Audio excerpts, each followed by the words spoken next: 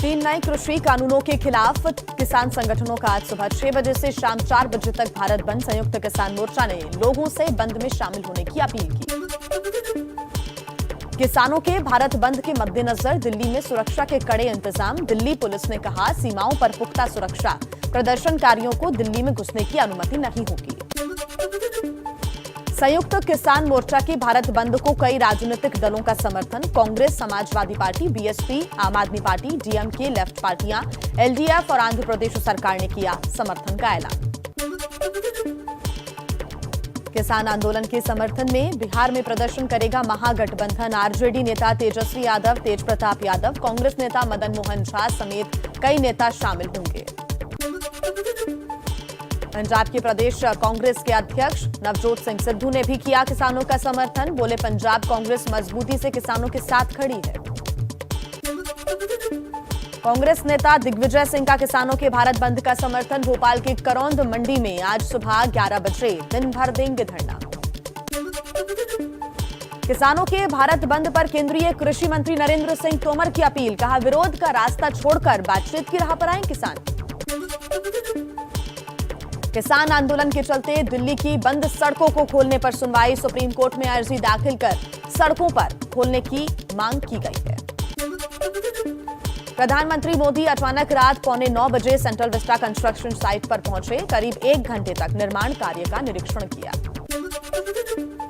America दौरे से लौटे पीएम मोदी ने गृह मंत्री अमित शाह, रक्षा मंत्री राजनाथ सिंह और बीजेपी अध्यक्ष जेपी नड्डा के साथ की बैठक।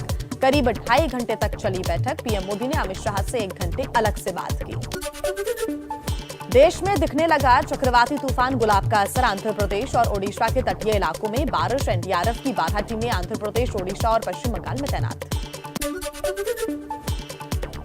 आंध्र प्रदेश के श्रीकाकुलम में गुलाब तूफान को लेकर हाई अलर्ट। मछुआरों का तटीय इलाकों से हटाया गया। एनडीआरएफ की टीमें तैनात। प्रधानमंत्री मोदी ने चक्रवाती तूफान गुलाब को लेकर आंध्र प्रदेश के सीएम जगन मोहन रेड्डी और ओडिशा के सीएम नवीन पटनायक से बात की है। हर संभव मदद का भरोसा दिया।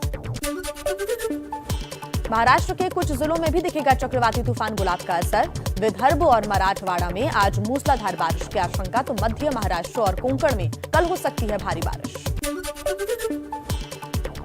पश्चिम बंगाल में तलसारी के उदयपुर समुद्र तट पर 2 पर्यटक डूबे। देवाश्री और अभद्रदीप समुद्र में नहाने गए थे। स्पीड बोट से चल रहा है तलाशी अभियान।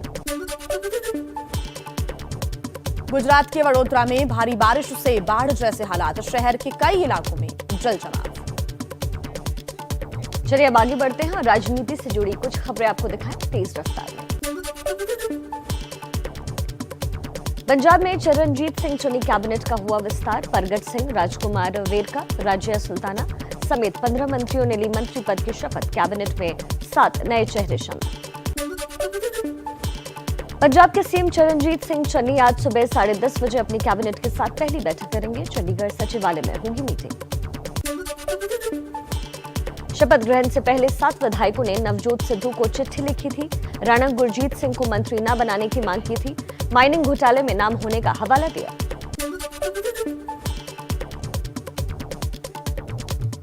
कैप्टन कैबिनेट के 2 मंत्री बलबीर सिद्धू और गुरप्रीत कांगड़ ने हाईकमान से पूछा सवाल। कहा, नए मंत्रिमंडल में हमें बाहर क्यों किया गया, हमारा क्या कसूर। पंजाब में कैबिनेट विस्तार पर प्रभारी हरीश रावत का बयान। बोले, जिन्हें मंत्रिमंडल में जगह नहीं मिली है उन्हें पार्टी में नई जिम्मेदारी दी जाएगी। जो पार्टी का निर्णय है वो सभी को मान्य है। चन्नी कैबिनेट के नए मंत्री काका रणदीप नाभा से एबीपी न्यूज की खास बातचीत। बोले, अब काम करने का वक्त आ चुका है। जल्द वो सभी काम किए जाएंगे जिनका पंजाब के लोग इंतजार कर रहे हैं। यूपी में चुनाव से पहले योगी सरकार का बड़ा दांव। सीएम योगी ने किया कैबिनेट का विस्तार। 7 नए मंत्रियों ने ली पद की शपथ। यूपी कैबिनेट विस्तार में जितिन प्रसाद को कैबिनेट मंत्री बनाया गया। जून में कांग्रेस छोड़ बीजेपी में शामिल हुए थे। छत्रपाल गंगवार, पलटू राम, संगीता बलवंत बिंद, संजीव कुमार, दिनेश खटीक और धर्मवीर प्रजापति ने राज्य मंत्री पद की शपथ ली। सीएम योगी आदित्यनाथ ने नए मंत्रियों को ट्वीट कर शुभकामनाएं दी। कहा, मुझे विश्वास है कि आपकी ऊर्जा, प्रतिबद्धता और अनुभव संकल्प को साकार करने में सहयोग होगा। बीजेपी अध्यक्ष जेपी नड्डा ने नए मंत्रियों को बधाई दी। कहा, मुझे विश्वास है पीएम मोदी के मार्गदर्शन और सीएम योगी के नेतृत्व में ये टीम जनता की आकांक्षाओं को पूरा करेगी। कैबिनेट मंत्री जितिन प्रसाद ने एबीपी न्यूज से कहा, बीजेपी के सबका साथ सबका विकास के एजेंडे पर साथ काम करके दिखाएंगे, लोगों के जीवन में परिवर्तन लाने का काम करेंगे।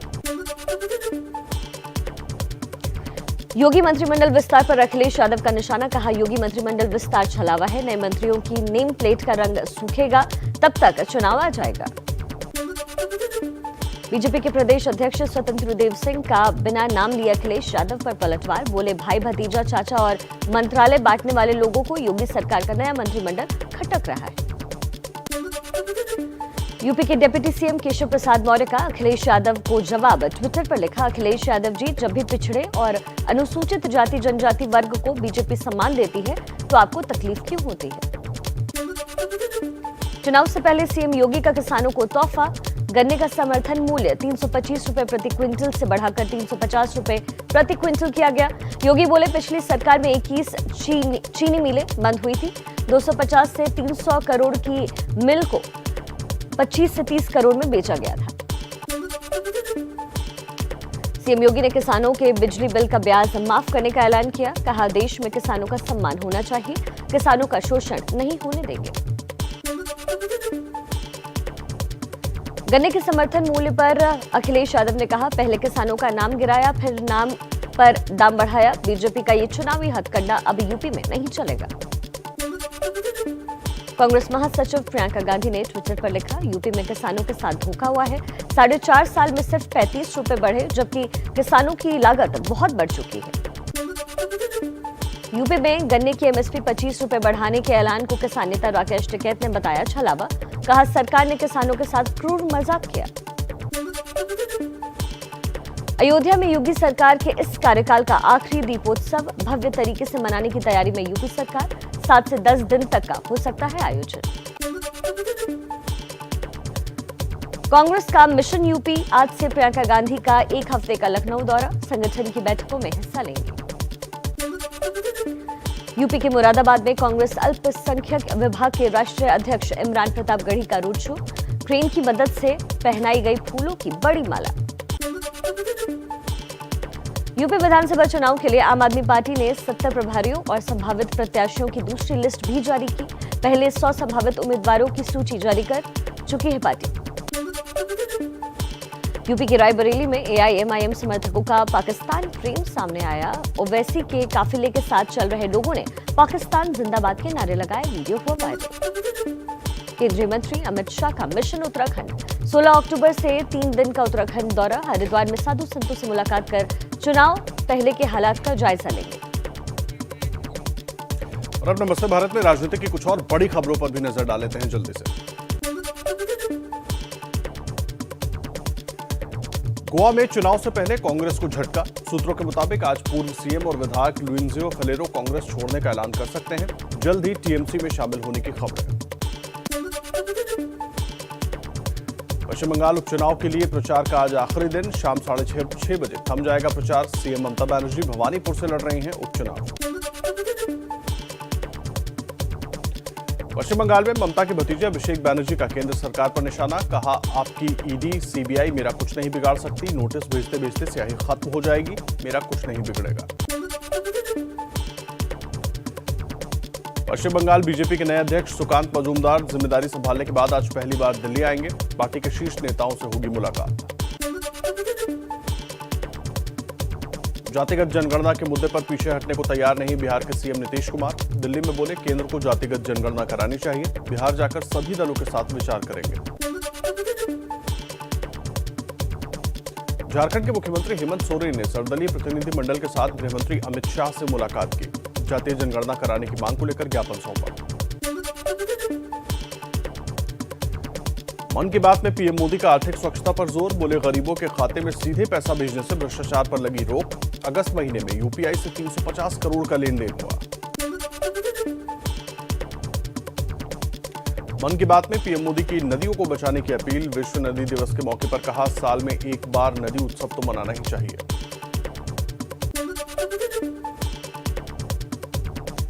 पीएम मोदी ने मन की बात में कहा, कोरोना से मजबूती से लड़ रहा है देश, वैक्सीनेशन में रोज बन रहे हैं नए रिकॉर्ड।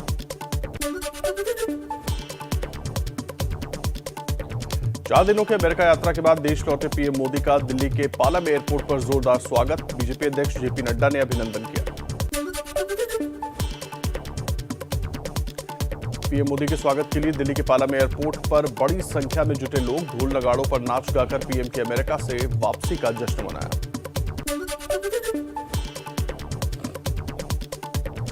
बीजेपी अध्यक्ष जेपी नड्डा ने पीएम मोदी के अमेरिका दौरे को ऐतिहासिक बताया, कहा पीएम ने वैश्विक मंच पर देश का मान बढ़ाया। महंत नरेंद्र गिरी मौत केस में सीबीआई ने तेज की जांच, आनंद गिरी, आद्या और संदीप तिवारी की 10 दिन की रिमांड मांगी। आनंद गिरी से पूछताछ के लिए नैनी जेल भी जा सकती है सीबीआई। रिमांड की अर्जी पर आज हो सकती है सुनवाई। बाघंबरी मठ में सीबीआई ने महंत नरेंद्र गिरी मौत मामले में पूरी घटना का रिक्रिएशन किया। महंत के शिष्य बलबीर गिरी से एक बार फिर हुई पूछताछ। करीब 6 घंटे तक मठ में रही सीबीआई की टीम।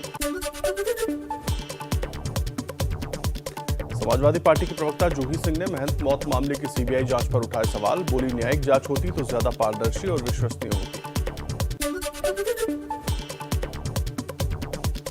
अवैध धर्मांतरण के मामले में 3 और आरोपी गिरफ्तार, यूपी एटीएस ने शरीफ कुरैशी, मोहम्मद इदरीस और आतिफ को किया गिरफ्तार। मौलाना कलीम सिद्दीकी से पूछताछ के बाद गिरफ्तारी।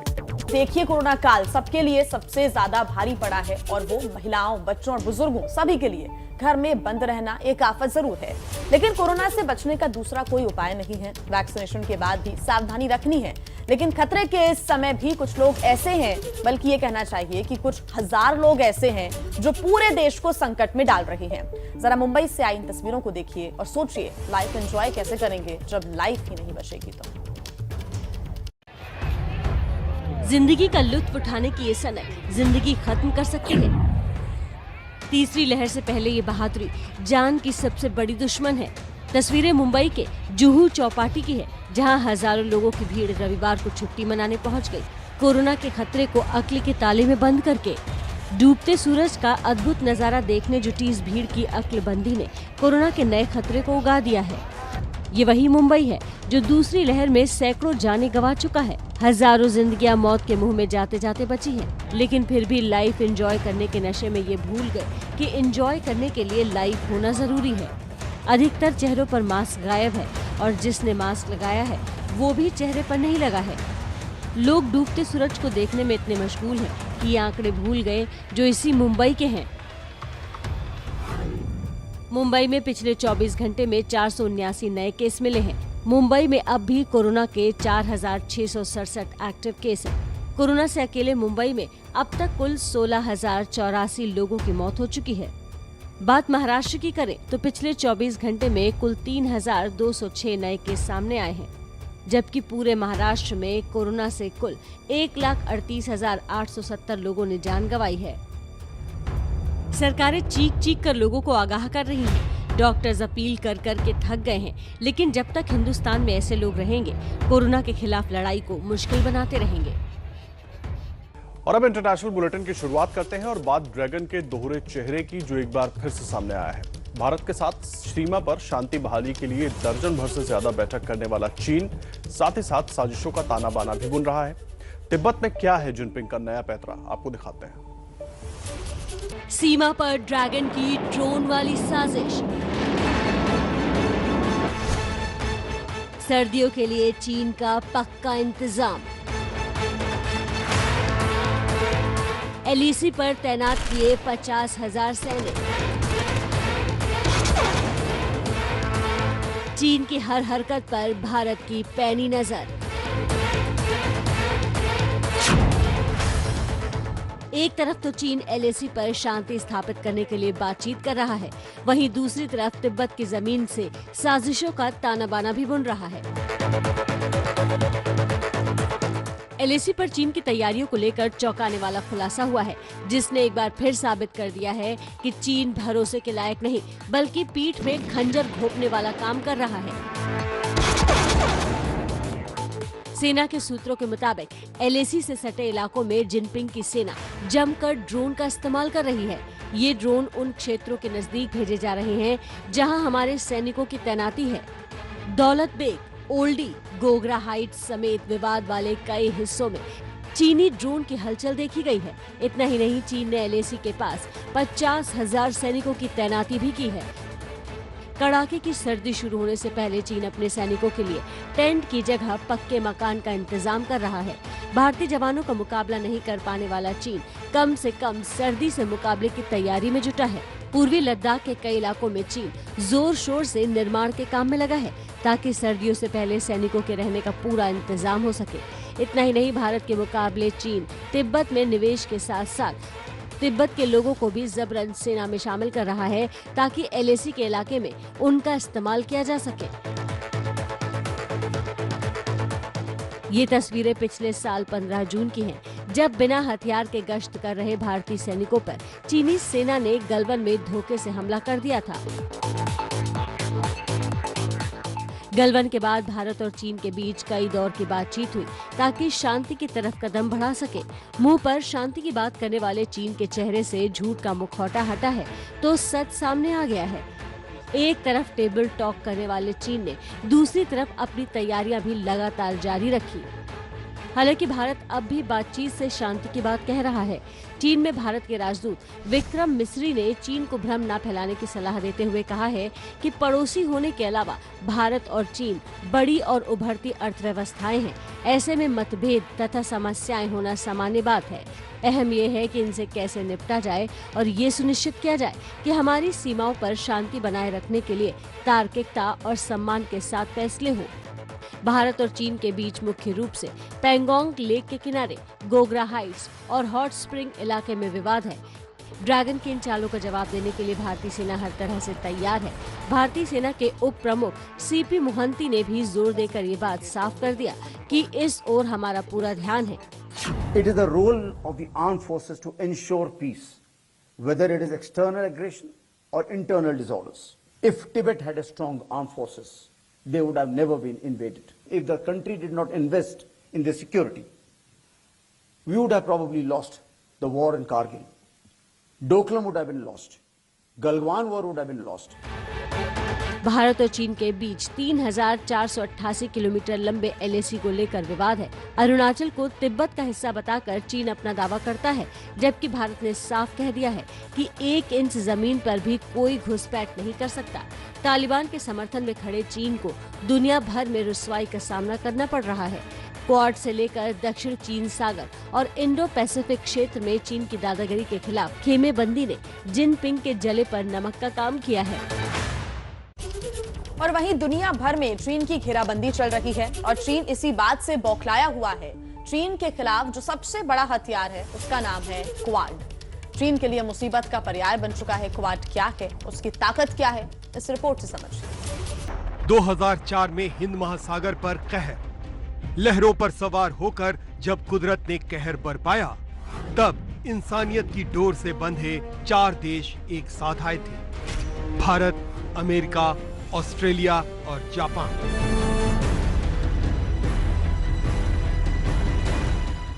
सुनामी तो कुदरती थी जो आई और चली गई, लेकिन उसकी त्रासदी से निपटने के बहाने विश्व में जो 4 देशों का गठजोड़ बना, वो 2017 में आकर वो मंच बन गया जिसमें सुनामी से भी बड़ी त्रासदी से निपटने का मादा है। इस मंच का नाम है क्वाड और सुनामी से भी बड़ी उस चुनौती का नाम है चीन। मैप के जरिए समझने की कोशिश करते हैं कि आखिर चीन की ये चुनौती क्या है जिसने हिंद प्रशांत महासागर के 4 अहम देशों को इकट्ठा ला खड़ा किया है। क्वाड हमारे शरीर में मौजूद सबसे बड़ी मांसपेशी का भी नाम है, जो 4 अलग अलग मांसपेशियों के एक साथ मिलने से बनी है। और शरीर में जब ये चारों मांसपेशियां काम करती हैं तो हमारे घुटने काम करते हैं, हम चल पाते हैं, बैलेंस बना पाते हैं। उसी तरह क्वाड में शामिल 4 देशों की दुनिया के मैप पर वो स्थिति है जिससे चीन को घुटनों पर लाया जा सकता है। मैप पर भारत यहाँ है और जब हम पूरब की ओर बढ़ते हैं तो ये है ऑस्ट्रेलिया, जो प्रशांत महासागर के दक्षिणी हिस्से से जुड़ा हुआ है। ऑस्ट्रेलिया से पूरब उत्तर की ओर बढ़ते हैं तो ये है अमेरिका और अमेरिका से पश्चिम की ओर बढ़ते हैं तो ये है जापान। अब आप देखिए इन 4 मांसपेशियों की बदौलत किस तरह घुटनों पर आ जाता है चीन। चीन का ये दक्षिणी छोर ही समंदर का रास्ता खोलता है। इसके ज्यादातर औद्योगिक शहर इसी दक्षिणी हिस्से से जुड़े हुए हैं। ऐसे में चीन के लिए ये इलाका उसके लिए व्यवसायिक ही नहीं बल्कि पूरे वजूद के लिए अहम हो जाता है। लेकिन चीन इसे लोकतांत्रिक तरीके से नहीं बल्कि अपनी ताकत की बदौलत इस इलाके में मौजूद छोटे छोटे देशों पर प्रभुत्व जमाने की कोशिश कर रहा है और इसे रोकने के लिए ही दुनिया की 4 अहम शक्तियों को क्वाड नाम का ये गठजोड़ करना पड़ा है। क्वाड दरअसल समान विचारधारा वाली लोकतांत्रिक शक्तियों का समूह है जो दुनिया के छोटे देशों को चीन के चंगुल में फंसने से बचाने का मादा रखता है। बात चाहे हिंद प्रशांत क्षेत्र की हो या उससे बाहर की दुनिया के लोकतांत्रिक देश, क्वाड को चीन की बढ़ती महत्वाकांक्षाओं पर नकेल की तरह देख रहे हैं। अभी क्वाड एक अस्थायी समूह है जिसे आर्थिक और सुरक्षा आधारित अंतर्राष्ट्रीय संगठन के रूप में ढाला जा सकता है। फिलहाल आत्मनिर्भरता की नीति पर बढ़ते हुए भारत ने दिखाया है कि वो चीन का सामना करने के लिए तैयार है। अफगानिस्तान में जबरन कब्जा कर सरकार चला रहे तालिबान 20 साल पुराने रंग में फिर से वापस आ चुका है। क्या महिलाएं, क्या बच्चे और क्या मर्द, एक एक कर तालिबान सबके लिए अपने नए नए कानून बना रहा है। ये तालिबान का वो चेहरा है जिसे भुलाया नहीं जा सकता। जिसने भी उसके कानून को नहीं माना उसके साथ ऐसी ही दरिंदगी और बर्बरता की जाएगी। सजा के तौर पर सरेआम फांसी और महिलाओं पर कोड़े बरसाने वाले तालिबानी एक एक कर अपने पत्ते खोल रहा है।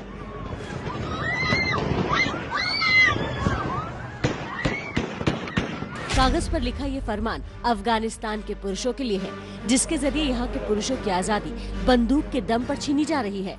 बंदूकधारी तालिबानियों ने एक नया फरमान जारी किया है। अब पुरुषों को शेविंग और दाढ़ी बनवाने पर पूरी तरह से रोक लगा दी गई है।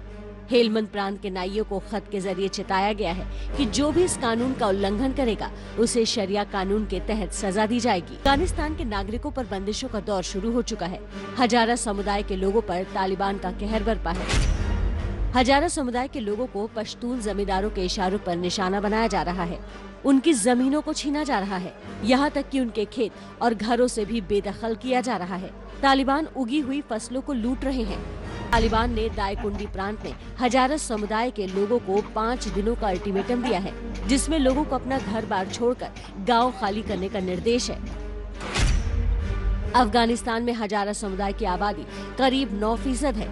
एक समय में अफगानिस्तान में इनकी संख्या कुल आबादी का 67% थी। लंबे समय से तालिबानियों के निशाने पर रहे हजारा समुदाय के कुछ लोग भागकर ऑस्ट्रेलिया और ब्रिटेन की शरण ले चुके हैं।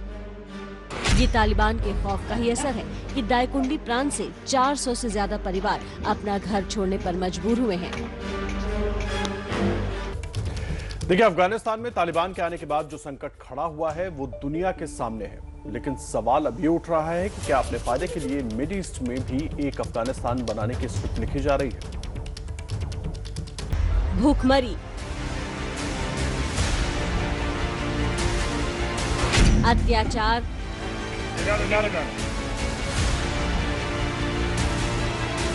और तालिबान का आतंक। बीते करीब 1.5 महीने में यही वो तस्वीरें हैं जिसने अमेरिकी सेना की वापसी के बाद अफगानिस्तान की लाचारी और तालिबान के चेहरे को दुनिया के सामने उजागर किया है। अफगानिस्तान की तरह ही तबाही की दूसरी स्क्रिप्ट लिखने की तैयारी तुर्की में हो रही है। एक निजी चैनल को दिए इंटरव्यू में तुर्की के राष्ट्रपति रजब तैयब एर्दोआन ने अमेरिकी सेना के हवाले से बयान दिया है कि हम चाहते हैं कि अमेरिकी सेना अफगानिस्तान की तरह ही सीरिया और इराक को भी खाली करे। अगर हम दुनिया में शांति की बात कर रहे हैं तो अमेरिकी सैनिकों के अब उन देशों में रुकने का कोई मतलब नहीं है। इस बयान को समझने के लिए एक साथ कई घटनाओं को देखना जरूरी है। दरअसल इस समय अमेरिका और तुर्की के बीच तनातनी चल रही है।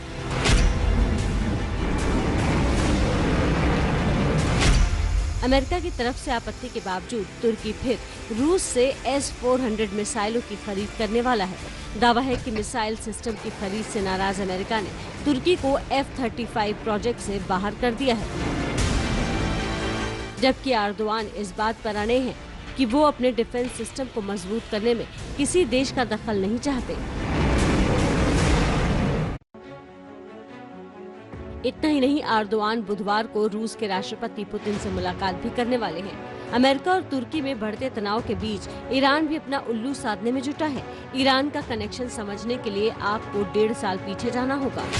3 जनवरी 2020 को अमेरिकी सेना के ड्रोन अटैक में ईरानी सेना के जनरल कासिम सुलेमानी की मौत हो गई थी।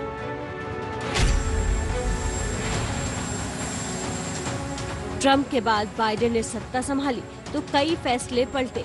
ईरान के साथ न्यूक्लियर डील पर भी नरमी की बात हुई, लेकिन बात उस तरह से आगे नहीं बढ़ी जितनी उम्मीद थी। अब ईरान अमेरिका से कासिम सुलेमानी की मौत का बदला लेने की फिराक में है। साथ ही तुर्की और ईरान दोनों अमेरिकी सेना की वापसी का फायदा उठाकर सीरिया, इराक में मजबूत होना चाहते हैं। बाइडेन ने राष्ट्रपति बनते ही इस साल के अंत तक सीरिया, इराक से भी सेना की वापसी का ऐलान किया है। हालांकि अफगानिस्तान में जो कुछ हुआ है उसके बाद समीकरण और हालात बदलते नजर आ रहे हैं। हमास पर इजराइल के हमले से वेस्ट बैंक पर फिर से तनाव बढ़ गया है। इस बार इस विवाद के पीछे आखिर क्या कारण है, देखिए हमारी इस खास रिपोर्ट में। इजराइल फिलिस्तीन के बीच बढ़ा विवाद।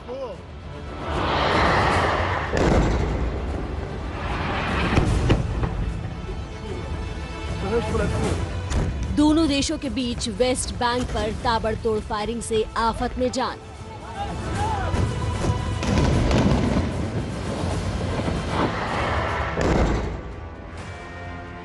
इजराइल और फिलिस्तीन सेना के बीच गाजा पट्टी फिर बना जंग का मैदान। वेस्ट बैंक पर दोनों देशों के बीच तेज हो गई खूनी जंग। करीब 5 महीने से गाजा पट्टी पर शांति के बाद 14 सितंबर से भड़की जंग की चिंगारी बुझने के बजाय धीरे धीरे और धधकती जा रही है और अब इस दुश्मनी की आग में आम लोग भी झुलस रहे हैं। गाजा पट्टी पर इजरायली सेना के हमले में 5 फिलिस्तीनी नागरिकों की मौत हो गई है। इस हमले में 16 साल के एक फिलिस्तीन नागरिक की भी मौत हो गई है। इजराइल और हमास के बीच हिंसक झड़प में 2 इजरायली सैनिक भी घायल हो गए हैं। इजराइल ने यह हमला फिलिस्तीन संगठन हमास के हथियारबंद लड़ाकों को पकड़ने के लिए किया था। इजराइल का दावा है कि यह हमला वेस्ट बैंक में सक्रिय आतंकी संगठन पर किया गया है। इसका इरादा आम फिलिस्तीन नागरिकों को नुकसान पहुंचाना नहीं था। इजराइल के हमले पर हमास ने कड़ी प्रतिक्रिया देते हुए कहा है कि वो फिलिस्तीनी नागरिकों की मौत का बदला इजराइल से जरूर लेंगे। यह हमला वेस्ट बैंक और यरूशलेम के लोगों को संदेश देता है कि हथियार के बल पर इजराइल की सेना से जंग लड़ें और शहीदों की शहादत का बदला खून से लें। वेस्ट बैंक की हिफाजत हम अपने खून और हथियारों के साथ करेंगे।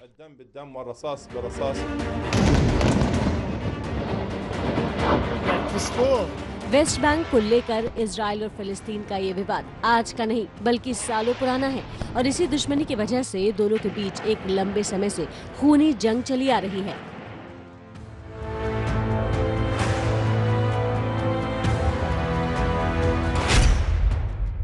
उन्नीस के मध्य पूर्व युद्ध में इजराइल ने वेस्ट बैंक पर कब्जा कर लिया। कब्जे के बाद इजराइल ने इस इलाके में कई बस्तियां बनाई जिसमें 5 लाख लोग रहते हैं। अंतर्राष्ट्रीय कानून के तहत वेस्ट बैंक में इजराइल की ये बस्तियां अवैध हैं। इजराइल का दावा है कि धार्मिक आधार पर ये क्षेत्र उनके पूर्वजों का है, जबकि फिलिस्तीन वेस्ट बैंक को अपने राज्य का हिस्सा मानता है। फिलिस्तीन वेस्ट बैंक समेत पूर्वी यरूशलेम पर दावा जताता है, वहीं इजराइल यरूशलेम से अपना दावा छोड़ने को राजी नहीं है। वेस्ट बैंक को लेकर जारी इस विवाद के बारे में एक्सपर्ट की राय है कि ये एक ऐसा विवाद है जिसका निपटारा न्यायालय में नहीं हो सकता। इस मामले में अब तक अंतर्राष्ट्रीय कानून के तहत किए गए फैसलों से शांति स्थापित नहीं कर सके, इसलिए इस विवाद का समाधान सिर्फ एक है और वो है बातचीत। फिलिस्तीन पर इजराइल के हमले के बाद और इस हमले के जवाब में हमास की धमकी के बाद ये कयास लग रहे हैं कि आने वाले दिनों में वेस्ट बैंक में तनाव और बढ़ सकता है। देखिए, पीएम मोदी के बारे में अक्सर कहा जाता है कि वो काम की धुन में कुछ देख ही नहीं पाते हैं। अमेरिका से 17 घंटे का सफर करके लौटे पीएम मोदी कल रात अचानक संसद की नई इमारत का जायजा लेने पहुंच गए। प्रधानमंत्री नरेंद्र मोदी बिना किसी पूर्व सूचना के रविवार रात 8:45 बजे के करीब सेंट्रल विस्टा प्रोजेक्ट को देखने पहुंच गए। सेंट्रल विस्टा के इस प्रोजेक्ट में नई पार्लियामेंट बिल्डिंग के अलावा मंत्रालयों के दफ्तर भी होंगे। बिना किसी पूर्व सूचना और लाव लश्कर के यहां पहुंचे पीएम मोदी करीब 1 घंटे तक रुके और बन रही पार्लियामेंट की इमारत के काम को खुद देखा।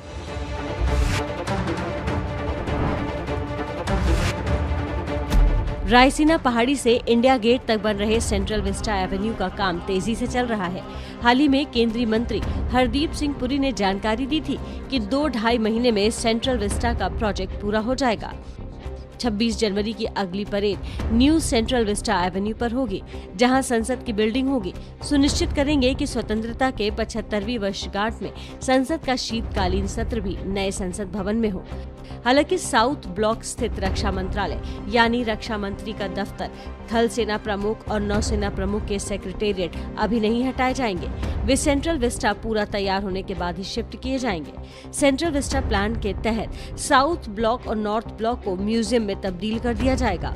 साउथ ब्लॉक में स्वतंत्रता संग्राम का म्यूजियम बनाया जाएगा तो नॉर्थ ब्लॉक में स्वतंत्रता के बाद का।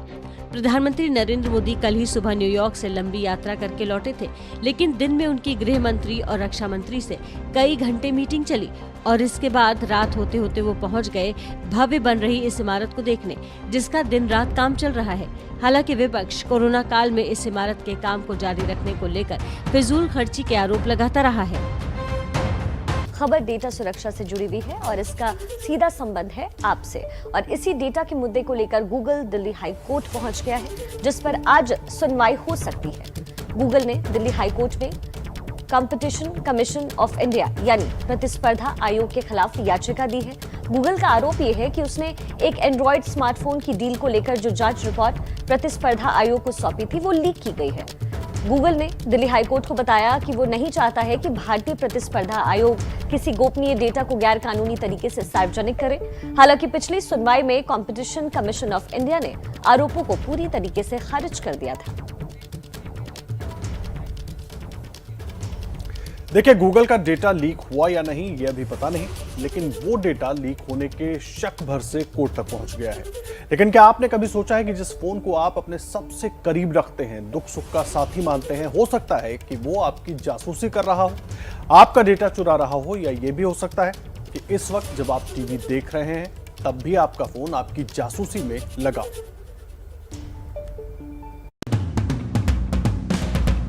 क्या आप स्मार्ट मोबाइल फोन यूज कर, अगर हाँ तो क्या आपके मोबाइल में ढेर सारी एप्लीकेशन हैं? अगर इसका जवाब भी हाँ है तो आप गंभीर खतरे में हो सकते हैं।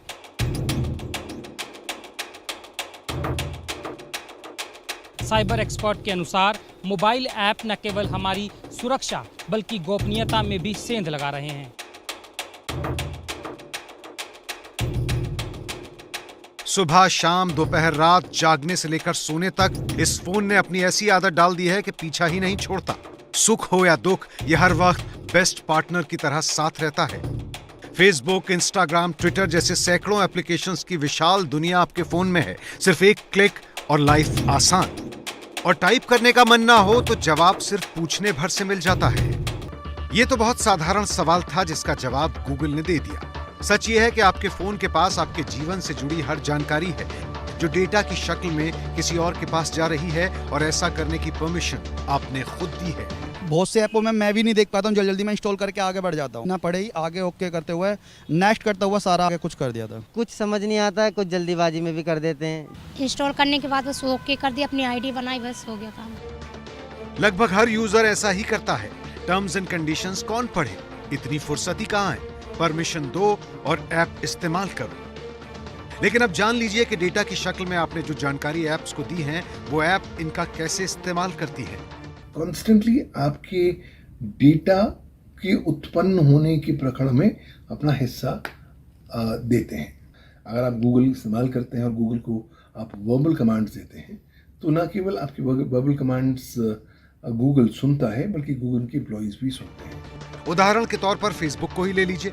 आप अक्सर सोचते होंगे कि आपकी फेसबुक टाइमलाइन पर अक्सर आपके पसंद के वीडियो कैसे आ जाते हैं, तो इसका जवाब है फेसबुक प्रोफाइलिंग। एक प्रोफाइल तो वो है जो आपने खुद बनाई है, लेकिन सच ये है कि फेसबुक आपकी पसंद नापसंद की अलग से प्रोफाइल तैयार करता है।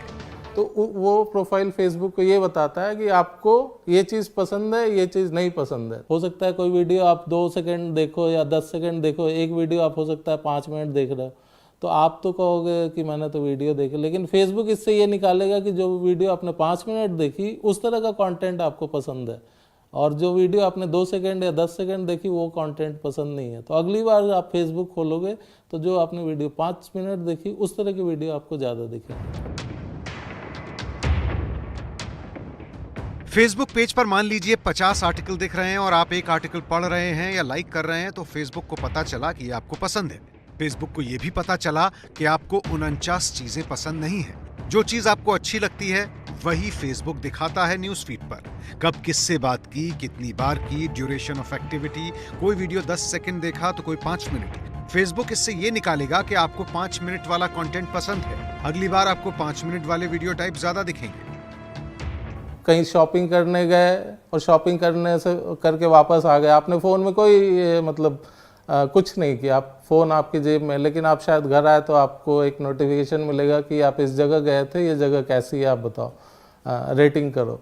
तो बेसिकली ये आपका इन्फॉर्मेशन जा रहा है, वो इन्फॉर्मेशन जाता है आपके फ़ोन से आपका, क्योंकि उसमें फ़ोन आपका ऑन है, लोकेशन आपकी ऑन है, नहीं ऑन है तब भी कई सारे तरीके हैं जिससे गूगल को ये पता चलता है कि आप यहाँ जा रहे हो नहीं जा रहे हो। मासूमियत के साथ लोगों से जुड़ जाने का हुनर ही है जो आज भी हर फोन की जान है और जानकारी का जरिया भी। लेकिन सच ये है कि गूगल ये मुफ्त में नहीं करता, बदले में आपसे भी बहुत कुछ ले लेता है।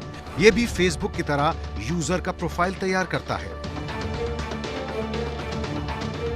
फेसबुक, गूगल जैसे ऐप्स आपकी जानकारी का इस्तेमाल अपने विज्ञापन बाजार के लिए करते हैं और उससे किसी न किसी शक्ल में मुनाफा भी कमाते हैं। तो ये बेसिकली बहुत प्रिसाइज टारगेटिंग होती है। जो एड्स बिजनेस है वो इसीलिए आगे है ऑनलाइन, क्योंकि बहुत प्रिसाइज टारगेटिंग होती है कि जो कंपनी बेचना चाह रही है या प्रोडक्ट बेच रही है, ये नहीं है कि उसने एक बिलबोर्ड लगा दिया उसको 100 लोग देख रहे हैं, तो वो उसको जिसे बेचना है सिर्फ वही देख रहा है, क्योंकि फेसबुक के पास वो सारी इंफॉर्मेशन है जो दूसरों के पास नहीं है। या बात सिर्फ मुनाफे की नहीं है, सुरक्षा की भी है।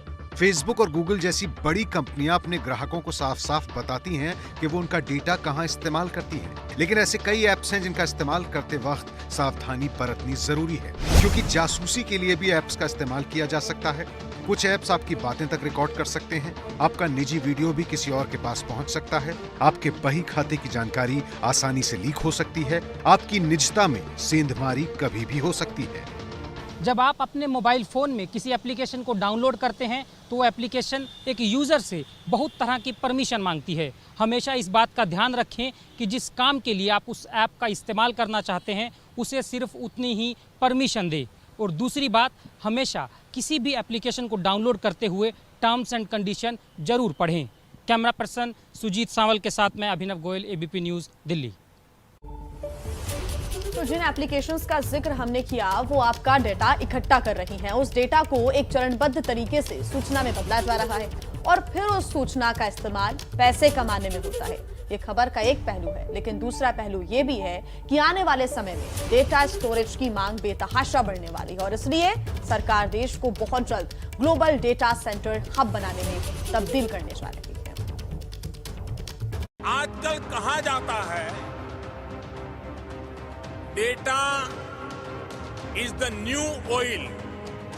मैं इसमें यह भी जोड़ूंगा कि data is the new gold. PM Modi ने यह बयान 23 सितंबर 2019 को अमेरिका के ह्यूस्टन में दिया था, वो भी हाउडी मोदी कार्यक्रम के मंच से। इंडस्ट्री फॉर 4.0 का तो सारा फोकस ही डेटा पर है। और 2 सालों बाद आज का सच ये है कि डेटा गोल्ड नहीं रहा बल्कि डायमंड हो गया है। इसीलिए केंद्र सरकार बहुत जल्द भारत को ग्लोबल डेटा सेंटर के हब में बदलने की तैयारी कर रही है। सरकार की कोशिश अगले 5 सालों में डेटा सेंटर के रास्ते देश में 3 लाख करोड़ रुपए का निवेश लाने की है। निवेश को आकर्षित करने के लिए 10 से 12 हजार करोड़ का इंसेंटिव यानी प्रोत्साहन राशि भी दी जा सकती है। हालांकि इस प्रस्ताव पर अभी अलग अलग मंत्रालयों के बीच ही मंथन चल रहा है। लेकिन अच्छी खबर यह है कि डेटा सेंटर बनाने के लिए अंतर्राष्ट्रीय कंपनियों की पहली पसंद भारत बनता जा रहा है। माइक्रोसॉफ्ट, अमेज़न और गूगल जैसी कंपनियों ने भारत में अपना डेटा सेंटर बना भी लिया है। अडानी और हीरानंदानी समूह भी एनसीआर में डेटा सेंटर्स बनाने जा रही हैं। कि भारत एक बहुत विशाल ई कॉमर्स मार्केट है और क्योंकि यहाँ पर बहुत कॉम्पिटिटिव लेवल पर प्राइसिंग होती है, इसलिए लोग चाहते हैं, राष्ट्र चाहते हैं कि भारत एक ग्लोबल डेटा हब बने, ताकि जो वर्तमान डेटा हब हैं और वो जो अनाप शनाप की आर्बिट्ररी स्टीप प्राइसेस लगाते हैं उनसे उनका छुटकारा मिल सके। दूसरी बात, क्योंकि भारत स्वयं अपने आप में इतना बड़ा डेटा का जनरेटर है, लाजमी सी बात है अगर भारत के यहाँ ग्लोबल डेटा हब होगा तो ये हब ज़्यादा चीप रहेगा, बहुत ज़्यादा महंगा नहीं होगा। अब आपके मन में सवाल ये आ रहा होगा कि आखिर सरकार ऐसा क्यों कर रही है? भारत को डेटा सेंटर हब बनाने से क्या फायदा मिलेगा? तो इसकी कानूनी वजह यह है कि सरकार ने डेटा प्रोटेक्शन एक्ट के तहत देश के भीतर डेटा सेंटर्स बनाए जाने को जरूरी कर दिया है, यानी देश की सूचना देश में ही रहे। लेकिन बात कानून से बहुत आगे की है। डेटा सेंटर बनाने से भारत में विदेशी और घरेलू निवेश बढ़ेगा।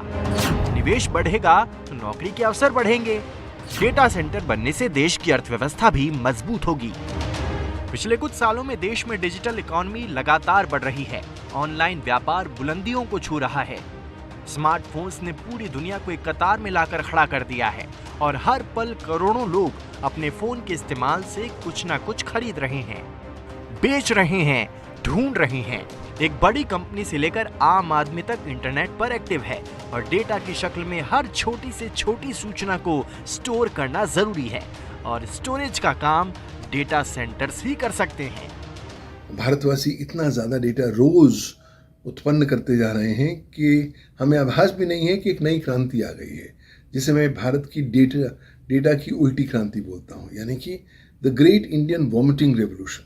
कहीं ना कहीं वो डेटा जा रहा होता है, वो जाता है अल्टीमेटली एक सर्वर पर, एक डेटा फार्म पर, एक ऐसी जगह पर जहाँ पर बहुत सारे बड़े बड़े कंप्यूटर, बड़े बड़े सर्वर रखे होते हैं और ये सर्वर लगातार आपके डेटा को 24/7 बेसिस पर कॉन्स्टेंटली एकत्रित करते रहते हैं, उसको स्टोर करते रहते हैं। आईटी सेक्टर में भारत का कोई मुकाबला नहीं। आज भारत के आईटी प्रोफेशनल्स पूरी दुनिया में अपनी सेवा दे रहे हैं और डेटा सेंटर बनाने की राह पर देश आगे बढ़ा तो आईटी इंडस्ट्री नए मुकाम तक पहुंच जाएगी। और सिर्फ आईटी ही नहीं, व्यापार के हर क्षेत्र को आगे बढ़ने का बम्पर मौका मिलेगा। किसानों के भारत बंद से जुड़ी बड़ी खबर आपको हम देते हैं। हरियाणा के कुरुक्षेत्र में प्रदर्शनकारियों ने अब दिल्ली अमृतसर नेशनल हाईवे को भी बंद कर दिया है। तीनों कृषि कानून के खिलाफ किसानों ने आज भारत बंद का ऐलान किया है और इसी सिलसिले में प्रदर्शनकारियों ने हाईवे को भी बंद कर दिया। इससे पहले प्रदर्शनकारियों ने अंबाला में शंभू टोल प्लाजा के पास भी दिल्ली अमृतसर हाईवे को बंद कर दिया है। लोगों को इससे दिक्कतें जरूर हो सकती हैं। और खबर से जुड़ी हर एक अपडेट हम आप तक पहुंचाएंगे। कृषि कानून के खिलाफ किसानों के बंद का सड़कों पर दिख रहा है असर। दिल्ली से लगती सीमा पर किसानों का प्रदर्शन, नोएडा बॉर्डर पर सुरक्षा बढ़ाई गई। किसानों ने दिल्ली अमृतसर हाईवे जाम किया। 3 नए कृषि कानूनों के विरोध में आज सुबह 6 बजे से शाम 4 बजे तक किसानों का भारत बंद। संयुक्त किसान मोर्चा ने लोगों से बंद में शामिल होने की अपील की।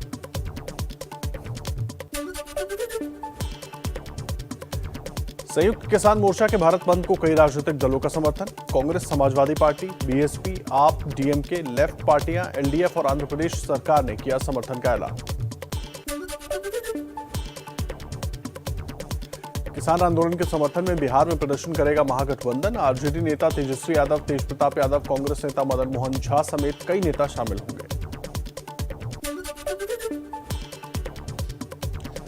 पंजाब के प्रदेश कांग्रेस अध्यक्ष नवजोत सिंह सिद्धू ने भी किया किसानों का समर्थन। बोले, पंजाब कांग्रेस मजबूती से किसानों के साथ खड़ी है।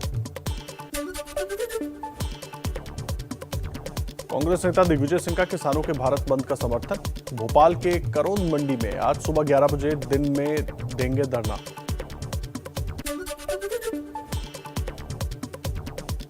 किसानों के भारत बंद पर केंद्रीय कृषि मंत्री नरेंद्र तोमर की अपील। कहा, विरोध का रास्ता छोड़कर बातचीत की राह पर आए किसान। किसान आंदोलन के चलते दिल्ली की बंद सड़कों को खोलने पर सुनवाई। सुप्रीम कोर्ट में अर्जी दाखिल कर सड़कों को खोलने की मांग की गई। बड़ी खबरों के बाद देश से जुड़ी कुछ अहम खबरें आपको बताते हैं। प्रधानमंत्री मोदी अचानक रात 8:45 बजे सेंट्रल विस्टा कंस्ट्रक्शन साइट पहुंचे। करीब 1 घंटे तक निर्माण कार्य का निरीक्षण किया। अमेरिका दौरे से लौटे पीएम मोदी ने गृह मंत्री अमित शाह, रक्षा मंत्री राजनाथ सिंह, बीजेपी अध्यक्ष जेपी नड्डा के साथ बैठक की। करीब 2.5 घंटे तक चली बैठक। पीएम मोदी ने अमित शाह से 1 घंटे अलग से बातचीत की। मन की बात में पीएम मोदी का आर्थिक स्वच्छता पर जोर। बोले, गरीबों के खाते में सीधा पैसा भेजने से भ्रष्टाचार पर लगी रोक। अगस्त महीने में यूपीआई से 350 करोड़ का लेन देन हुआ। 4 दिनों की अमेरिका यात्रा के बाद देश लौटे पीएम मोदी का दिल्ली के पालम एयरपोर्ट पर हुआ जोरदार स्वागत। बीजेपी अध्यक्ष जेपी नड्डा ने अभिनंदन किया। आंध्र प्रदेश और ओडिशा के तटीय इलाकों से टकराने के बाद कमजोर पड़ने लगा चक्रवाती तूफान गुलाब। तेज हवाओं और भारी बारिश के साथ कई जगह टूटे पेड़। एनडीआरएफ की 12 टीमें तैनात। आंध्र प्रदेश के श्रीकाकुलम जिले में समुद्र से लौटते समय मछुआरों की नाव से तेज लहरें टकराईं। कई मछुआरे समुद्र में गिरे। तलाश में जुटी प्रशासन की टीम। प्रधानमंत्री मोदी ने चक्रवाती तूफान गुलाब को लेकर आंध्र प्रदेश के सीएम जगन मोहन रेड्डी और ओडिशा के सीएम नवीन पटनायक से बात की। हर संभव मदद का भरोसा दिया। महाराष्ट्र के विदर्भ और मराठवाड़ा में तूफान गुलाब के चलते आज मूसलाधार बारिश की आशंका। तो मध्य महाराष्ट्र और कोंकण में कल हो सकती है भारी बारिश। चलिए आगे बढ़े और देश के सबसे बड़े प्रदेश यानी यूपी आपको लेकर चलते हैं, जहां मंत्रिमंडल विस्तार और गन्ना किसानों के तोहफे को लेकर चुनावी पारा पूरी तरीके से हाई है। लेकिन शुरुआत अमित शाह के उत्तराखंड दौरे से। केंद्रीय मंत्री अमित शाह का मिशन उत्तराखंड। 16 अक्टूबर से 3 दिन का उत्तराखंड दौरा। हरिद्वार में साधु संतों से मुलाकात कर चुनाव के पहले हालात का जायजा लेंगे। यूपी में चुनाव के पहले योगी सरकार का बड़ा दाव। सीएम योगी ने किया कैबिनेट का विस्तार। 7 नए मंत्रियों ने ली पद की शपथ। यूपी कैबिनेट विस्तार में जितिन प्रसाद को कैबिनेट मंत्री बनाया गया। जून में कांग्रेस छोड़ बीजेपी में शामिल हुए थे। छत्रपाल गंगवार, पलटू राम, संगीता बलवंत बिंद, संजीव कुमार, दिनेश खटीक और धर्मवीर प्रजापति ने राज्य मंत्री पद की शपथ ली। योगी मंत्रिमंडल विस्तार पर अखिलेश यादव का निशाना। कहा, योगी मंत्रिमंडल विस्तार छलावा है। नए मंत्रियों की नेम प्लेट का रंग सूखेगा तब तक चुनाव आ जाएगा। बीजेपी के प्रदेश अध्यक्ष स्वतंत्र देव सिंह का बिना नाम लिए अखिलेश यादव पर पलटवार। बोले, भाई भतीजा चाचा को मंत्रालय बांटने वाले लोगों को योगी सरकार का नया मंत्रिमंडल खटक रहा है। यूपी के डिप्टी सीएम केशव प्रसाद मौर्य का अखिलेश यादव को जवाब। ट्विटर पर लिखा, अखिलेश यादव जी, जब भी पिछड़े और अनुसूचित जाति जनजाति वर्ग को बीजेपी सम्मान देती है तो आपको तकलीफ क्यों होती है। चुनाव से पहले सीएम योगी का किसानों को तोहफा। गन्ने का समर्थन मूल्य 325 रुपए प्रति क्विंटल से बढ़ाकर 350 रुपए प्रति क्विंटल किया गया। बिजली बिल का ब्याज भी माफ करने का ऐलान। गन्ने के समर्थन मूल्य पर अखिलेश यादव ने कहा, पहले किसानों का मान गिराया, फिर नाम भर दाम बढ़ाया। बीजेपी का ये चुनावी हथकंडा अब यूपी में नहीं चलेगा।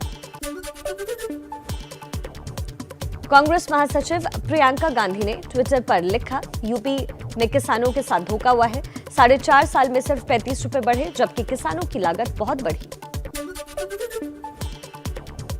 यूपी में गन्ने की एमएसपी 25 रुपए बढ़ाने के ऐलान को किसान नेता राकेश टिकैत ने बताया छलावा। कहा, सरकार ने किसानों के साथ क्रूर मजाक किया। कांग्रेस का मिशन यूपी। आज से प्रियंका गांधी 1 हफ्ते का लखनऊ दौरा करेंगी। संगठन की बैठकों में हिस्सा भी लेंगी। यूपी विधानसभा चुनाव के लिए आम आदमी पार्टी ने 70 प्रभारियों और संभावित प्रत्याशियों की दूसरी लिस्ट भी जारी की। पहले 100 संभावित उम्मीदवारों की सूची जारी कर चुकी है पार्टी। महंत नरेंद्र गिरी मौत केस में सीबीआई ने तेज की अपनी जांच। आनंद गिरी, आद्या और संदीप तिवारी की 10 दिन की रिमांड मांगी। आनंद गिरी से पूछताछ के लिए नैनी जेल भी भेजा जा सकती है सीबीआई। रिमांड की अर्जी पर आज हो सकती है सुनवाई। बाघंबरी मठ में सीबीआई ने महंत नरेंद्र गिरी मौत मामले में पूरी घटना का रिक्रिएशन किया। महंत के शिष्य बलवीर गिरी से एक बार फिर हुई पूछताछ। तकरीबन 6 घंटे तक मठ में रही सीबीआई की टीम। अवैध धर्मांतरण के मामले में 3 और आरोपी गिरफ्तार। यूपी एटीएस ने शरीफ कुरैशी, मोहम्मद इदरीस और आतिफ को किया गिरफ्तार। मौलाना कलीम सिद्दीकी से पूछताछ के बाद हुई गिरफ्तारी। कृषि कानून के खिलाफ किसान संगठनों ने आज भारत बंद का ऐलान किया। पंजाब हरियाणा में इसका असर भी अब दिखने लगा है। पंजाब हरियाणा में कई जगह हाईवे को प्रदर्शनकारियों ने बंद कर दिया है, तो वहीं दिल्ली एनसीआर में पुलिस मुस्तैद है। ये 3 तस्वीरें अलग अलग राज्यों से आपके सामने। पंजाब, कुरुक्षेत्र, हरियाणा, जहां आज भारत बंद का असर दिख रहा है। तस्वीरों में देखिए कैसे पुलिस मुस्तैदी के साथ खड़ी है। लगातार प्रदर्शनकारियों को रोकने की कोशिश की जाएगी, तो वहीं प्रदर्शनकारी भी अपनी आवाज लगातार बुलंद कर रहे हैं।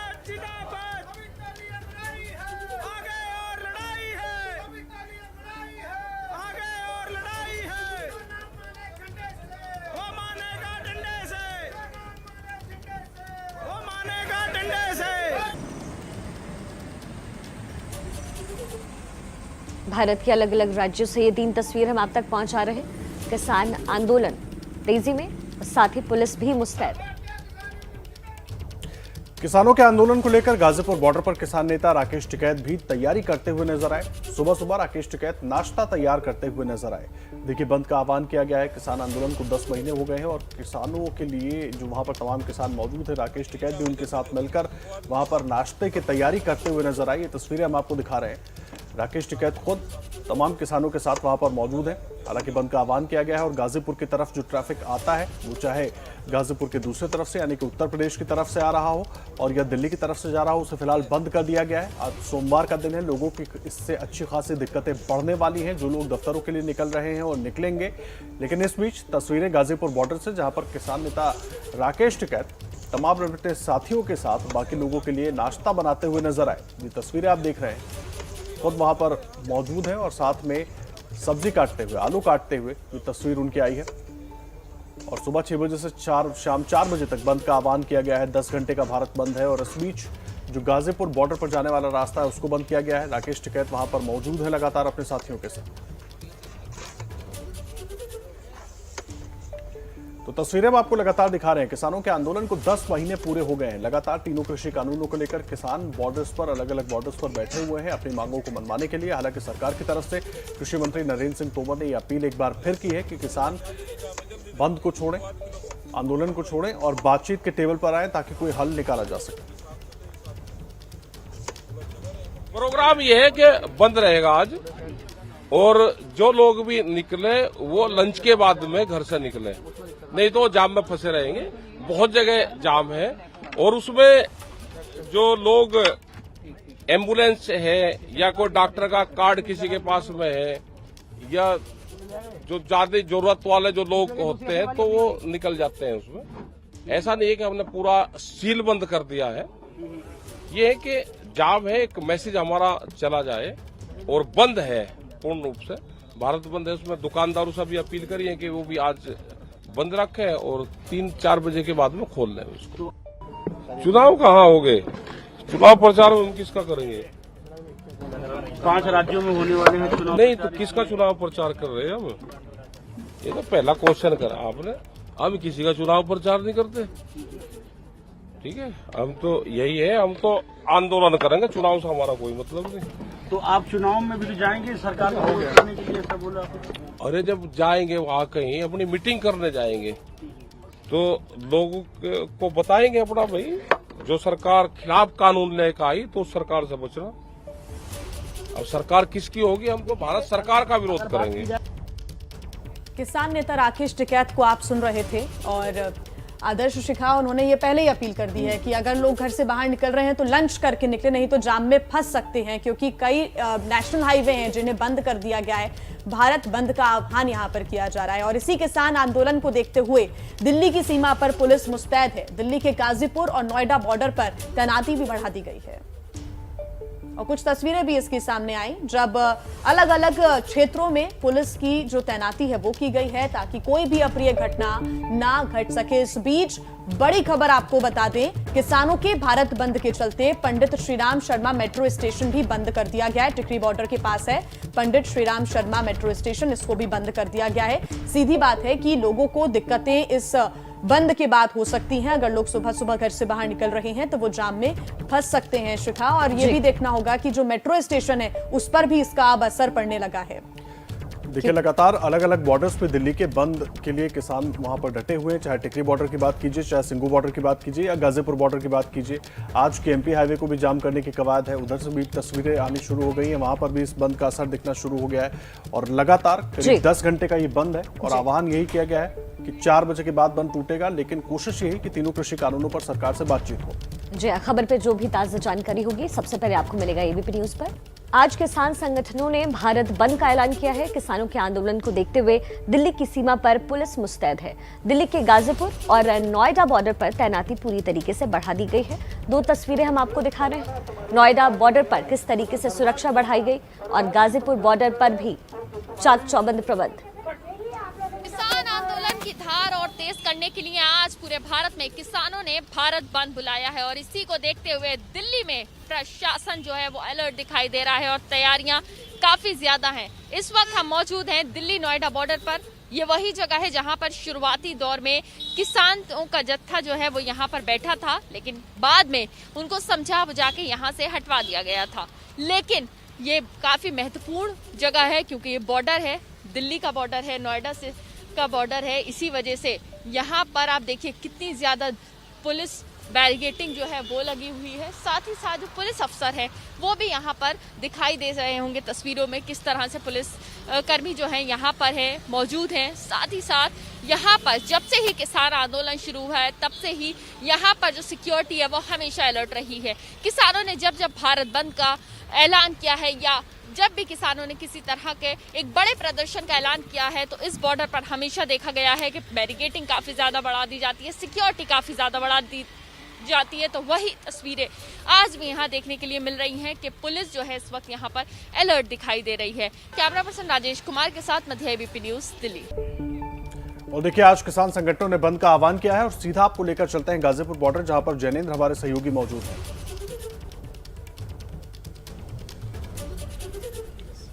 शुक्रिया आदर्श। किसान नेता राकेश टिकैत मेरे साथ हैं। किसानों ने भारत बंद बुलाया है। 10 महीने किसान आंदोलन को हो गए दिल्ली की सीमा पर और एक बार फिर किसान आज शक्ति प्रदर्शन कर रहे हैं। टिकैत साहब, एक और भारत बंद, क्या संदेश दे रहे हैं आप लोग इस भारत बंद के जरिए और लोगों को जो दिक्कत हो रही है इसकी जवाबदेही किसकी? लोगों को दिक्कत हो रही है उसकी जवाबदेही भी भारी है और किसकी होगी? जब भारत बंद हम कर रहा है तो जवाबदेही कोई और दौड़ा देगा? ये उन्हीं के लिए तो लड़ाई है, जिन लोगों को दिक्कत है उन्हीं की तो लड़ाई लड़ रहे हैं हम। आटा क्या रेट खरीद रहे, बाजरे का क्या रेट खरीदते हो, आलू क्या रेट खरीदते हो? आप भी तो आम लोग हो, जो शहरों में रहने वाले लोग हैं, जिनको आटा दाल का भाव मोल वाला बताता है, तो ये लड़ाई उसी की तो है। किसान बाजरा बेचता है 11 रुपये किलो और आप खरीदते हो 62 रुपये किलो। किसान आलू बेचता है 1.5 रुपया किलो और आप खरीदते हो 20 रुपए किलो। उसी सरकार की दलील यही तो है कि बिचौलिए जो है सिस्टम में उसको खत्म करने के लिए सरकार ने ये तीनों कानून बनाया है। नए मार्केट मिलेंगे, कंपटीशन होगा तो शायद जो है वो किसान को बेहतर भाव मिले और कंज्यूमर को कम दाम में खरीदना पड़े। तो इसका मतलब इन छोटे दुकानदारों को सबको मारने का प्लान है? वो तो बिचौलियों को मारने का प्लान बता। तो ये बिचौलवाई तो है, दुकानदार, इनको खत्म करने का प्लान है। कौन से बिचौलियों को काम कर रहे हैं? मंडी के बिचौलियों को खत्म करने का प्लान। मंडियां, इसीलिए तो हम कह रहे हैं कि मंडियों की जमीन बेचनी शुरू कर दी। इतनी भी बर्दाश्त नहीं है कि आंदोलन चल रहा है तो मंडियां तो ना बेचो। मध्य प्रदेश की 182 मंडी बेचनी निकाल दी। 10 महीने आंदोलन को हो गए, कैसे देख रहे हैं और कब तक इस आंदोलन को आप लोग लगता है कि क्या इसी तरीके से इसी स्वरूप में जारी रहेगा कि जब महीना पूरा होगा आप लोग भारत बंद बुलाएंगे और इसी तरीके से दिल्ली की सीमा? हर महीने भारत बंद नहीं बुलाते। आज के भारत बंद का संदेश क्या है? संदेश ये है कि भाई हमारी बात सरकार सुने।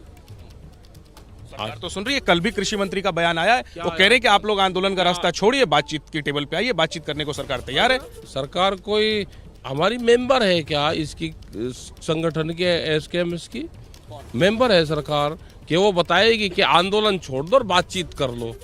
पहले बातचीत होगी और बगैर कंडीशन बातचीत होगी और जब संतुष्ट हो जाएंगे जब आंदोलन छोड़ देंगे। लेकिन आखिर आप लोग संतुष्ट क्यों नहीं हो रहे? सरकार तो पूरी तरीके से सरेंडर की मुद्रा में, वो कह रहे कानून को स्थगित कर देते हैं, कमेटी बना लेते हैं, तो आप लोग भी तो थोड़ा लचीला रुख दिखाइए। स्थगित कर फेरा होगा कानून, स्थगित करके तो फेरा होगा कानून। निश्चित काल के लिए आंदोलन नहीं है। बिल्कुल, जब तक भारत सरकार बात नहीं मानेगी ये आंदोलन जब तक जारी रहेगा। बात किस रूप में माने? मतलब कानून जब तक वापसी नहीं होंगे, एमएसपी पे गारंटी कानून नहीं बनेगा, ये सारे मसले हैं। ठीक है साहब, ये तो एक बहुत ही क्रांतिकारी बात है कि एमएसपी पे कानून बने। ये क्रांतिकारी के बातचीत होती है, बिना क्रांतिकारी के आंदोलन होता है। बातचीत के जरिए ये होगा ना। अगर आप जिद पे अड़ जाएंगे कि हम सड़क पे बैठे हैं, हम नहीं हटेंगे, तो फिर बातचीत की गुंजाइश क्या रह जाती है? आप लोगों को बातचीत करनी चाहिए। बात तो कर रहे हैं। आपको मालूम है कितनी तकलीफ हो रही है लोगों को रास्ते में? सरकार आप लोगों के सामने सरेंडर है। आप नई दिल्ली तो घेरते नहीं हो, आप नई दिल्ली बंद नहीं करते, आप भारत बंद करते हो, आम लोगों को तकलीफ नहीं, कोई आम लोगों को तकलीफ नहीं है। ये आम लोगों का ही तो आंदोलन है। तो तकलीफ भी आम लोगों को हो रही है, सरकार को कहाँ कोई तकलीफ हो रही है? तो खुल रहे रास्ते सरकार, आम आदमी हम तो साथ में है उनको ट्रैक्टर चाहिए, क्या चीज चाहिए आवे। जिन लोगों को दूर से जाना पड़ता है, नीचे के रास्ते पुलिस ने बंद कर रखे, हमने कोई रास्ता बंद नहीं। शांतिपूर्ण होगा ये आंदोलन? आज कहीं कोई हिंसा? शांतिपूर्ण तरीके। डर लगता है 26 जनवरी की याद आ जाती है जब आप लोग 26 जनवरी में आप दिखा दो कि कहाँ उन्होंने बैरिकेटिंग करे थे, कहाँ के खोले थे। मैं ये कह रहा कि 26 जनवरी में आप चैनल के लोग एक बार दिखा दो कि कहाँ उन्होंने बैरिकेटिंग करे थे, कौन सा रास्ता दिया था और कहाँ के बैरिकेटिंग खोले थे। आज तो ऐसा कुछ नहीं होगा, ये भरोसा हम नहीं करते कुछ, ये षड्यंत्र ये रचते हैं। 1 दर्जन से ज्यादा विपक्षी दलों ने भी समर्थन दिया है किसान आंदोलन को। क्या कहेंगे और क्या इसको इस रूप में देखा जा रहा है कि फिर ये तो विपक्ष का आंदोलन बनता जा रहा है किसान? ये जब विपक्ष में थे तो ये भी यही काम करते थे। विपक्ष का जो काम है उसको करना चाहिए। विपक्ष सही काम कर रहा है। मैं कह रहा कि विपक्ष अगर होता तो हमको यहाँ थोड़ा बैठना पड़ता। ये काम तो विपक्ष का था। अपनी तरफ से बातचीत की कोई कोशिश आप लोग करेंगे क्या? कोई आप लोग? हमने चिट्ठी उनको भेजी है, हमने उसी टाइम पे भेजी थी। अच्छा, फिर नोता बार बार थोड़ा दिया जाता है, एक बार भेज दिया तो भाई बुला लो हमको विदाउट कंडीशन। आखिरी में मुझे वापस स्टूडियो चलना है। गन्ने का रेट जो कल उत्तर प्रदेश सरकार ने बढ़ाया, उससे संतुष्ट नहीं है आप लोग।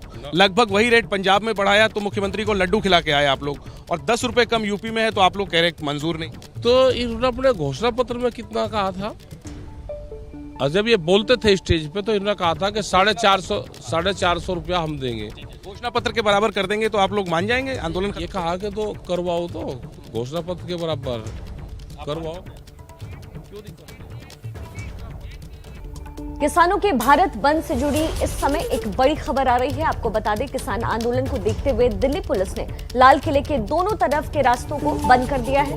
दिल्ली पुलिस ने जानकारी दी है कि छत्ता रेल और सुभाष मार्ग दोनों साइड से फिलहाल बंद कर दिया गया है। 26 जनवरी को लाल किले पर प्रदर्शनकारियों ने जमकर उत्पात मचाया था। दोबारा ऐसी कोई घटना ना हो, ऐसी कोई घटना को अंजाम ना दिया जा सके, ऐसे में पुलिस ने एहतियातन दोनों रास्ते फिलहाल बंद कर दिए हैं। तो इस वक्त की बड़ी खबर, किसानों के भारत बंद के चलते लाल किले के आसपास के रास्ते फिलहाल बंद हैं। छत्ता रेल और सुभाष मार्ग दोनों तरफ से बंद कर दिया गया है, ट्रैफिक को बंद कर दिया गया है।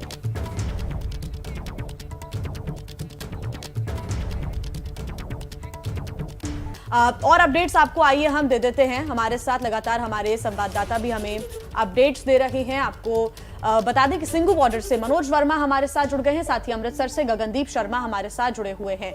मनोज, सिंघू बॉर्डर के अभी क्या हाल है? सुरक्षा के क्या इंतजाम और साथ ही किसानों का क्या हाल अभी वहां? जी बिल्कुल, देखिए इस वक्त मैं केएमपी पर हूँ। कोंडली मानेसर जो पलवल एक्सप्रेसवे है उस पर मैं मौजूद हूँ, और तस्वीरों में आप देख सकते हैं कि जो किसान हैं वो यहाँ पर बैठे हुए हैं, रास्ते के बीच में बैठे हुए हैं। आज बंद का आह्वान किया था और यही वजह है कि इन्होंने अब सुबह ही यहाँ पर बैठ गए थे। हालांकि बहुत ज़्यादा किसान जो हैं वो यहाँ पर नज़र नहीं आ रहे हैं, कुछ ही संख्या में किसान यहाँ पर बैठे हुए हैं और उन्होंने बंद कर दिया और रास्ता जो है दोनों तरफ से बंद कर दिया। यानी कि जो लोग गाज़ियाबाद से अगर पलवल की तरफ जाना चाहते हैं वो भी नहीं जा पाएंगे। इसके अलावा जो पलवल की तरफ से गाज़ियाबाद बाद जाने के लिए लोग आना चाहते हैं वो भी नहीं आ पाएंगे। ट्रकों की एक लंबी जो कतार है वो आप यहाँ पर देख सकते हैं। पुलिस के जवान यहाँ पर मौजूद हैं, लेकिन जिस तरीके से बंद की बात आ रही थी कि पूरे तरीके से बंद किया जाएगा, लोग यहाँ पर होंगे, तो कुछ हल्का असर यहाँ पर नज़र आ रहा है क्योंकि किसानों की जो संख्या है वो बहुत ज़्यादा यहाँ पर नहीं है। सिर्फ 15 से 20 ही किसान होंगे जो यहाँ पर आकर बैठे हुए हैं, जिन्होंने पूरा बंद कर दिया है। तो इससे लोगों को बहुत ज़्यादा दिक्कतों और परेशानियों का सामना करना पड़ रहा है क्योंकि जिन्हें निकलना था, सुबह जाना था यहाँ से, वो परेशान है। और आप तस्वीरों में भी साफ तौर पर देख सकते हैं कि बहुत ज़्यादा किसान यहाँ पर मौजूद नहीं है। सिर्फ कुछ ही जो किसान हैं वो यहाँ पर पहुँचे जिन्होंने ये जो एक्सप्रेस वे है उसको बंद कर दिया है। जी मनोज, बहुत शुक्रिया इस जानकारी के लिए। तो अलग अलग राज्यों में किस तरीके से भारत बंद का असर दिख रहा है आप तक हम पहुंचा रहे हैं। अमृतसर का रुख करेंगे, वहां से गगनदीप शर्मा हमारे साथ जुड़े हुए हैं। गगनदीप, अमृतसर से क्या तस्वीरें आ रही है इस आंदोलन को लेकर?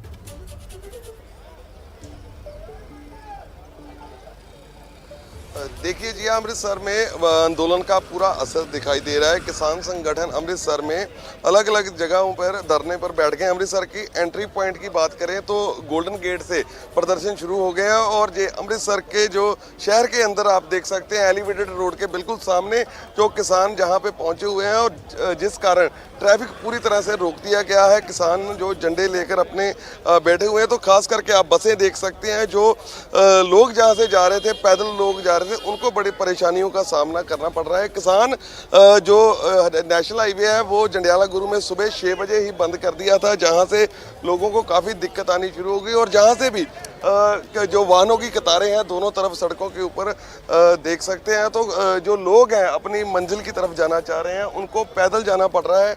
खासी परेशानी जो उन्हें देखने को मिल रही है। 10 महीने में ये किसानों ने जब भी भारत बंद का आह्वान किया था तो पंजाब में इसका पूरा असर जो देखने को मिला। साथ ही जो अगर मार्केट्स की बात करें तो मार्केट्स की सारी जो है वो भी बंद दिखाई दे रही हैं और बाजार सभी बंद है। और किसान संगठन जैसे जैसे दिन आगे बढ़ेगा, किसान संगठन सड़कों के ऊपर, रेलवे ट्रैक भी जो वल्ला के पास है अमृतसर में आता है जो रेलवे ट्रैक, उसको भी बंद कर दिया जाएगा किसानों द्वारा। और बड़ी संख्या में किसान जो हैं वो सिर्फ जो एम्बुलेंस सेवाएं हैं, जो मेडिकल सेवाएं, उनको ही बहाल रखा गया है। साथ ही जो लोग हैं उनको किसान जो है आगे नहीं जाने दे रहे। बसों को भी काफ़ी जो जहाँ से अमृतसर का बस स्टैंड 4 किलोमीटर दूर है, तो जहाँ से लोग पैदल जा रहे हैं, जहाँ जो अपने बस स्टैंड की तरफ, गोल्डन टेम्पल की तरफ अगर लोग जाना चाह रहे तो कि आप देख सकते हैं कि लोगों को वापस जो है वो भेजा जा रहा है। तो पंजाब में आज इसका बंद का जो पूरा असर है, भारत बंद का जो असर है साफ दिखाई दे रहा है। और किसान संगठन लगातार कह रहे हैं कि जब तक जो तीनों खेती कानून हमारे रद्द नहीं होते तब तक ये आंदोलन ऐसे ही जारी रहेगा। जी, आप रहे हैं हमारे साथ। देखिए, इस बीच पंजाब हरियाणा की सीमा पर शंभू बॉर्डर से हमारे साथ सचिन कुमार भी जुड़ गए हैं। सचिन, वहां पर क्या हालात हैं, जरा हमारे तस्वीरें भी दिखाइए और बताइए।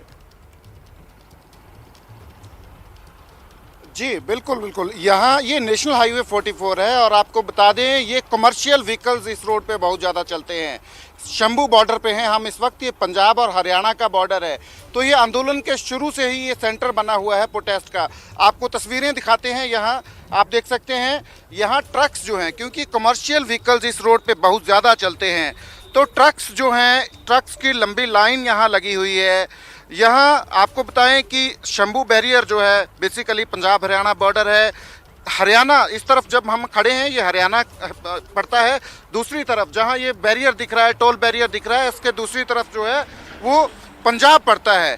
तो हरियाणा की तरफ को हरियाणा के किसानों ने जो है यहाँ मोर्चा बनाया हुआ है और यहाँ जब से खेती कानूनों के खिलाफ आंदोलन चला है तब से ही शंभू बैरियर जो है सेंटर है आंदोलन का।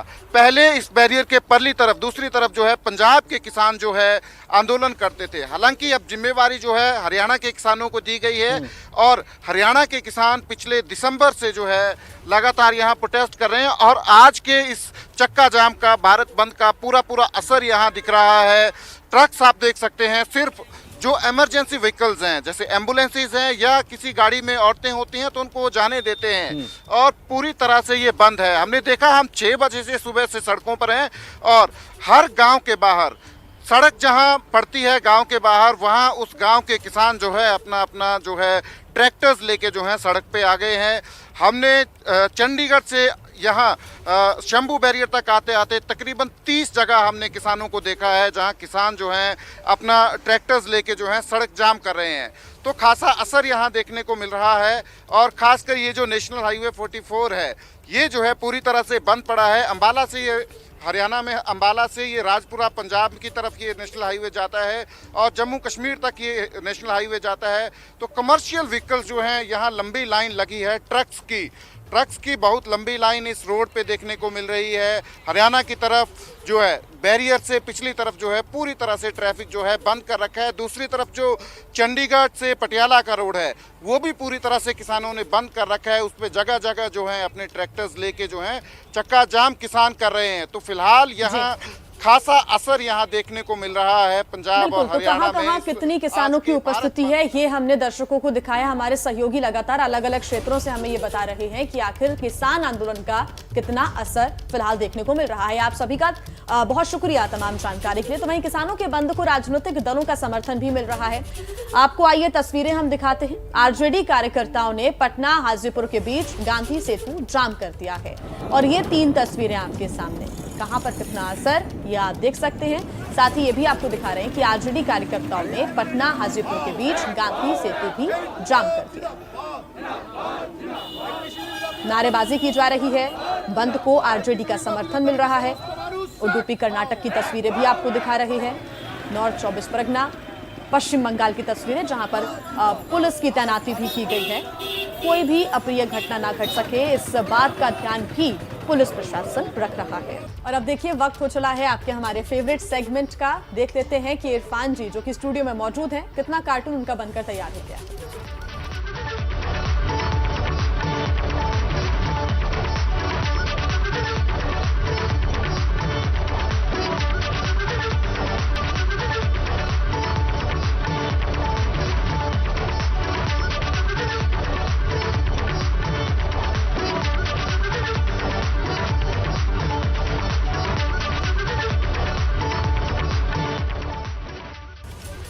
इरफान जी क्या कुछ आज आप अपने कार्टून के जरिए संदेश दे रहे हैं? हाँ देखिए आदर्श जी, आप देख रहे होंगे कल योगी जी ने भी एक साइकिल पकड़ ली है और साइकिल के पीछे एक चलाने वाला भी ले लिया है जो इसमें पेडल मार रहा है, वो आप देख ही रहे हैं। और इसीलिए अब ये देखना है कि उनकी ये साइकिल उनको कहाँ तक लेकर जाती है, जिस सफ़र पे वो निकले हैं वो पहुँच पाते हैं कि नहीं पहुँच पाते हैं, या फिर पीछे आने वाले जो साइकिल सवार है वो आगे निकल जाएगा। जाहिर सी बात है अलग अलग दलों का प्रतिनिधित्व करने के लिए 7 नए मंत्री बनाए गए हैं और उम्मीद यही है कि जिस लक्ष्य के साथ ये मंत्रिमंडल विस्तार हुआ है वो लक्ष्य पूरा हो, क्योंकि ऐसा दावा बीजेपी का है। लेकिन देखेंगे नतीजे क्या होते हैं। इरफान जी इस बार मास्टर क्लास में क्या कुछ खास रहने वाला है हमारे दर्शकों के लिए? जी हाँ, हमारी मास्टर क्लास इस बार फिर होगी। गुरुवार को आप मेरे साथ में रहिए और देखते रहिए मास्टर क्लास में कार्टून बनाने के नए नए टिप्स।